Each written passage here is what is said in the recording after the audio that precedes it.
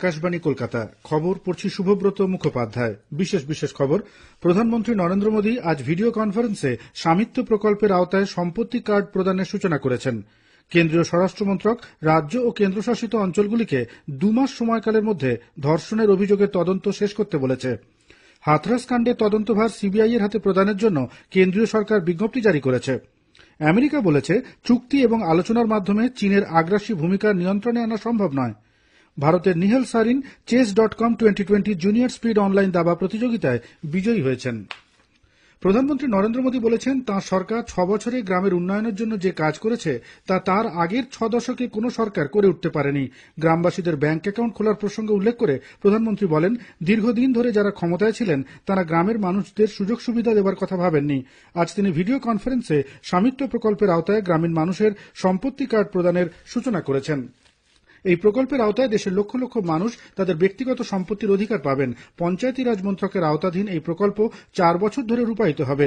দেশের 6,62,000 গ্রামের সাধারণ মানুষকে তাদের বাসভূমির জন্য একটি কার্ড প্রদান করা হবে, যেটি কাজে লাগিয়ে তারা পরবর্তীকালে ব্যাংক ঋণ ও অন্যান্য সুযোগ সুবিধাও পেতে পারে।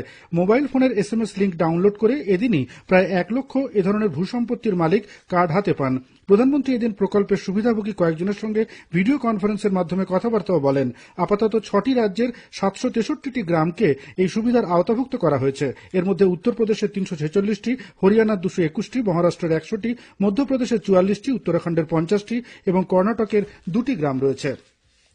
কেন্দ্রীয় স্বরাষ্ট্রমন্ত্রক রাজ্য ও কেন্দ্রশাসিত অঞ্চলগুলিকে 2 মাস সময়কালের মধ্যে ধর্ষণের অভিযোগের তদন্ত শেষ করতে বলেছে। গতকাল এ ব্যাপারে পাঠানো এক নির্দেশিকায় বলা হয়েছে, কোনো পুলিশ যদি মহিলাদের বিরুদ্ধে অপরাধের তদন্তে গাফিলতি করে তবে তার বিরুদ্ধে কড়া ব্যবস্থা গ্রহণ করতে হবে। যৌন অপরাধের ঘটনায় তদন্তের প্রতিটি ধাপে নজরদারি চালানোর কথাও ওই নির্দেশিকায় বিশেষভাবে উল্লেখ করা হয়েছে। এই নির্দেশিকা অনুযায়ী আদালত গ্রাহ্য কোনো অপরাধের মামলার ক্ষেত্রে বাধ্যতামূলকভাবে FIR নথিভুক্ত করার কথা বলা হয়েছে। মহিলাদের প্রতি যৌন হেনস্থার মতো ঘটনার তথ্য পেলে সংশ্লিষ্ট থানা এলাকার বাইরে হলেও আইন অনুযায়ী পুলিশ FIR নথিভুক্ত করতে পারবে। কেন্দ্রীয় তদন্ত সংস্থা CBI হাথরাস কাণ্ডের তদন্ত করবে। গতকাল কেন্দ্রীয় সরকার এ ব্যাপারে একটি বিজ্ঞপ্তি জারি করেছে। খুব শীঘ্রই CBI এর একটি তদন্তকারী দল এবং ফরেনসিক বিশেষজ্ঞরা ঘটনাস্থলে গিয়ে তদন্তের কাজ শুরু করবেন বলে সরকারি সূত্রে জানা গেছে। উল্লেখ্য, 19 বছরের এক তরুণীর গণধর্ষণ ও হত্যাকাণ্ডের ঘটনায় উত্তরপ্রদেশের মুখ্যমন্ত্রী যোগী আদিত্যনাথ নিজেই CBI তদন্তের সুপারিশ করেছিলেন। কেন্দ্রীয় সরকার বিউলি ও অড়হর ডালের সাম্প্রতিক মূল্যবৃদ্ধি নিয়ন্ত্রণে ব্যবস্থা গ্রহণ করেছে। কেন্দ্রীয় খাদ্য ও ক্রেতা সুরক্ষা দপ্তর এক নির্দেশিকায় জানিয়েছে, খুচরো দামের নিয়ন্ত্রণের উদ্দেশ্যে ন্যূনতম সংগ্রহ মূল্য MSP বা পরিবর্তনযোগ্য সংরক্ষণ মূল্য DRPর মধ্যে যেটি কম সেই দামে ওই 2 ডাল সংগ্রহ করা হবে। মন্ত্রক জানিয়েছে, 2018 সালের খরিফ মরশুমে সংগ্রহ করা বিউলির ডালের খুচরো মূল্য প্রতি কেজি 79 টাকা এবং 2019-এ সংগ্রহ করা বিউলির ডালের খুচরো মূল্য প্রতি কেজি 81 টাকা ধার্য করা হয়েছে।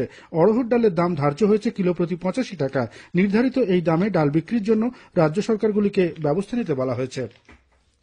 আসন্ন শারদোৎসবের পর পশ্চিমবঙ্গের জেলায় জেলায় করোনা সংক্রমণ বাড়তে পারে, এই আশঙ্কায় জেলা শাসকদের আগাম সতর্ক করে দিয়েছে রাজ্য প্রশাসন। এই কারণে প্রতি জেলায় সেফ হোম এবং কোভিড শয্যার সংখ্যা দ্রুত বৃদ্ধির নির্দেশ দেওয়া হয়েছে। গতকাল জেলা শাসকদের সঙ্গে এক ভিডিও বৈঠকে রাজ্যের মুখ্য সচিব আলাপন বন্দ্যোপাধ্যায় ও স্বাস্থ্য সচিব নারায়ণ স্বরূপ নিগম বলেন, অক্সিজেন সরবরাহ নিশ্চিত করা, ভেন্টিলেটর এবং ওষুধপত্র দ্রুত কেনার উপর জোর দিতে হবে। পুজো মণ্ডপগুলি যাতে খোলামেলা হয় এবং সেখানে স্যানিটাইজার রাখা হয় তাও নিশ্চিত করতে বলা হয়েছে। স্বাস্থ্য সচিব জানান, বর্তমানে রাজ্যে সরকারি হাসপাতালে CCU এবং HDU সংখ্যা 1250। পুজোর আগে এই সংখ্যা বাড়িয়ে 1500 করার লক্ষ্যমাত্রা নেওয়া হয়েছে। সেই সঙ্গে কোভিড শয্যা অন্তত 500 বাড়ানো হবে বলে স্থির হয়েছে। স্বাস্থ্য সচিব আরও জানান, পুজোয় টেলিমেডিসিন, হাসপাতালে ভর্তির ক্ষেত্রে ফোনে সহায়তা ও অ্যাম্বুলেন্স পরিষেবা চালু থাকবে। মুখ্যমন্ত্রী মমতা ব্যানার্জিও গতকাল টেলিফোনে জেলা শাসকদের সতর্কতা বিধি নিশ্চিত করতে ও করোনা মোকাবিলার প্রস্তুতি নিতে বলেন। IM এর রাজ্য শাখাও রাজ্যে করোনা পরীক্ষা ও শয্যা সংখ্যা বৃদ্ধির আর্জি পেশ করেছে। বিশিষ্ট অভিনেতা সৌমিত্র চট্টোপাধ্যায়ের শারীরিক অবস্থা বর্তমানে স্থিতিশীল বলে হাসপাতাল সূত্রে জানানো হয়েছে। গতকাল তাকে প্লাজমা দেওয়া হয়। শরীরে অক্সিজেনের মাত্রা প্রায় স্বাভাবিকের দিকে। শ্বাসকষ্টের সমস্যাও কমেছে। গতকাল তাঁর CT স্ক্যান করা হয়। দেশে একদিনে করোনা থেকে সুস্থ হয়ে ওঠা রোগীর সংখ্যা 89,000 ছাড়ালো। আজ সকাল 8টা পর্যন্ত গত 24 ঘন্টায় সুস্থ হয়েছেন 89,154 জন। এই নিয়ে মোট সুস্থ রোগীর সংখ্যা দাঁড়িয়েছে 60,77,976-এ। এই সময়কালে নতুন করে সংক্রমিত হয়েছেন 74,383 জন। মোট সংক্রমিত সংখ্যা 70,53,000 ছাড়িয়েছে। গত 24 ঘন্টায় মৃত্যু হয়েছে 918 জনের। সংক্রমণের শীর্ষে রয়েছে মহারাষ্ট্র। সে রাজ্যে একদিনে সংক্রমিতের সংখ্যা 11,416। কর্ণাটকও গত 24 ঘন্টায় সংক্রমিতের সংখ্যা 10,000 ছাড়িয়েছে। করোনা সংক্রমণ প্রতিরোধে প্রধানমন্ত্রী সকলকে ঠিকমতো মাস্ক পরা, দূরত্ব বজায় রাখা ও হাত ধোয়ার বার্তা দিয়ে যে জন আন্দোলনের সূচনা করেছেন তারই অঙ্গ হিসেবে ডক্টর কৌশিক লাহিড়ী আকাশবাণীর মাধ্যমে এই বার্তা দিয়েছেন। আমাদের বুঝতে হবে করোনা নিয়েই বাঁচতে হবে। মাস্ক ছাড়া কোথাও বেরোবেন না। ভিড় সর্বতোভাবে এড়িয়ে চলুন। নিয়মিত হাত ধুয়ে পরিচ্ছন্ন রাখুন। বাড়ি ফিরে সাবান দিয়ে হাত ধুয়ে নিন। অসুস্থ বা বয়স্ক মানুষরা জরুরি প্রয়োজন ছাড়া বেরোবেন না। বিশ্বে করোনা সংক্রমিতের সংখ্যা বেড়ে হয়েছে 3,74,75,839। সুস্থ হয়েছেন 2,81,17,060 জন। করোনা সংক্রমিত হয়ে প্রাণ হারিয়েছেন 10,77,594 জন। প্রধানমন্ত্রী নরেন্দ্র মোদী লোকনায়ক জয়প্রকাশ নারায়ণ এবং নানাজি দেশমুখের জন্মজয়ন্তীতে তাঁদের প্রতি শ্রদ্ধা জানিয়েছেন।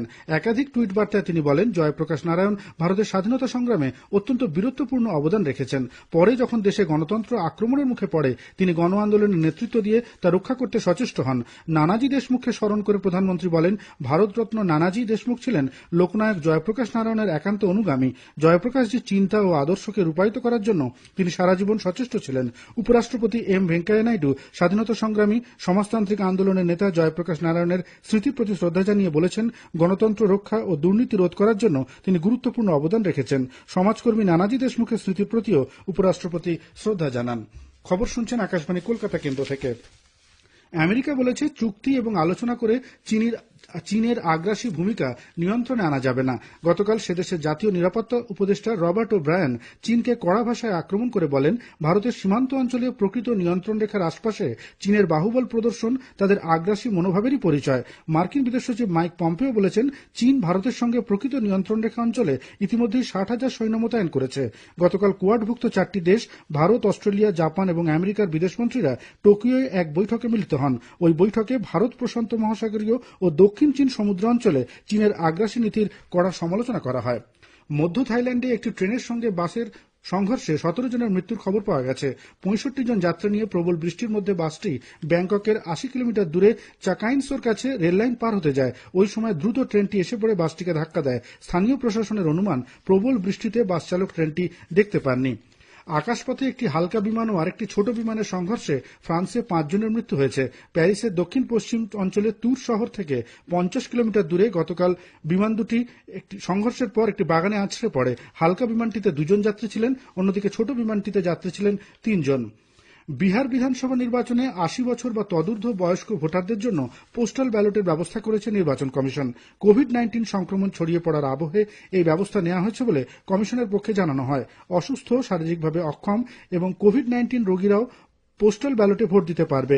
রাজ্যের অতিরিক্ত মুখ্য নির্বাচন আধিকারিক সঞ্জয় কুমার সিং জানিয়েছেন, 10,85,000 মানুষকে পোস্টাল ব্যালটে ভোট দেবার সুবিধা প্রদান করা হচ্ছে। কর্মীবর্গ, জন অভিযোগ ও পেনশন মন্ত্রকের প্রতিমন্ত্রী ডক্টর জিতেন্দ্র সিং বলেছেন, 23টি রাজ্য ও 8টি কেন্দ্রশাসিত অঞ্চলে চাকরির জন্য ইন্টারভিউ দেওয়ার প্রথা রদ করা হয়েছে। 2016 সাল থেকে কেন্দ্রীয় সরকারের নন গেজেটেড গ্রুপ বি ও গ্রুপ সি পদের জন্য কোনো প্রার্থীরই আর ইন্টারভিউ নেওয়া হয় না। আজ আন্তর্জাতিক কন্যা সন্তান দিবস। কন্যা সন্তানদের ক্ষমতায়ন এবং তাদের মানবাধিকার সুরক্ষার বিষয়টিকে গুরুত্ব দিতে আজকের দিনটি বিশেষভাবে পালন করা হয়। নবীন ভারতীয় দাবাড়ু নিহাল সারিন গতকাল চেন্নাইয়ে আয়োজিত জুনিয়র স্পিড অনলাইন চ্যাম্পিয়নশিপ দাবা প্রতিযোগিতা chess.com-এ বিশ্ব জুনিয়র ক্রমপর্যায়ে 6ষ্ঠ স্থানে থাকা রাশিয়ার অ্যালেক্সি সারানাকে হারিয়ে বিজয়ী হয়েছেন। ম্যাচের ফলাফল 18-7। এই খেতাব জেতার ফলে 16 বছরের সারিন 2020 স্পিড চেস চ্যাম্পিয়নশিপের চূড়ান্ত পর্বে খেলার জন্য মনোনীত হলেন। ফ্রেঞ্চ ওপেন টেনিস প্রতিযোগিতায় পুরুষদের সিঙ্গলসের ফাইনালে আজ স্পেনের রাফায়েল নাদাল সার্বিয়ার নোভাক জকোভিচের মুখোমুখি হবেন। নাদাল সেমিফাইনালে দিয়েগো সোয়ার্জানকে, অন্যদিকে জকোভিচ হারিয়েছেন স্টেফানোস সিসিপাসকে। আইপিএল ক্রিকেটে আজ প্রথম ম্যাচে সানরাইজার্স হায়দ্রাবাদ রাজস্থান রয়্যালসের মুখোমুখি হবে। খেলা শুরু হবে বিকেল 3:30। অন্য ম্যাচে মুম্বাই ইন্ডিয়ান্স খেলবে দিল্লি ক্যাপিটালসের বিরুদ্ধে। খেলা শুরু হবে সন্ধ্যে 7:30টায়। শেষ করার আগে খবরের বিশেষ কিছু অংশ আরও একবার। প্রধানমন্ত্রী নরেন্দ্র মোদী আজ ভিডিও কনফারেন্সে স্বামিত্ব প্রকল্পের আওতায় সম্পত্তি কার্ড প্রদানের সূচনা করেছেন। কেন্দ্রীয় স্বরাষ্ট্রমন্ত্রক রাজ্য ও কেন্দ্রশাসিত অঞ্চলগুলিকে 2 মাস সময়কালের মধ্যে ধর্ষণের অভিযোগে তদন্ত শেষ করতে বলেছে। করোনা সংক্রমণ প্রতিরোধে সঠিক পদ্ধতিতে মাস্ক পরুন, 2 গজ দূরে থাকুন, নিরাপদ দূরত্ব বজায় রাখুন, হাত ও মুখ পরিষ্কার পরিচ্ছন্ন রাখুন। খবর শেষ হলো। এরপর শুনবেন স্থানীয় সংবাদ দুপুর 1:40 মিনিটে।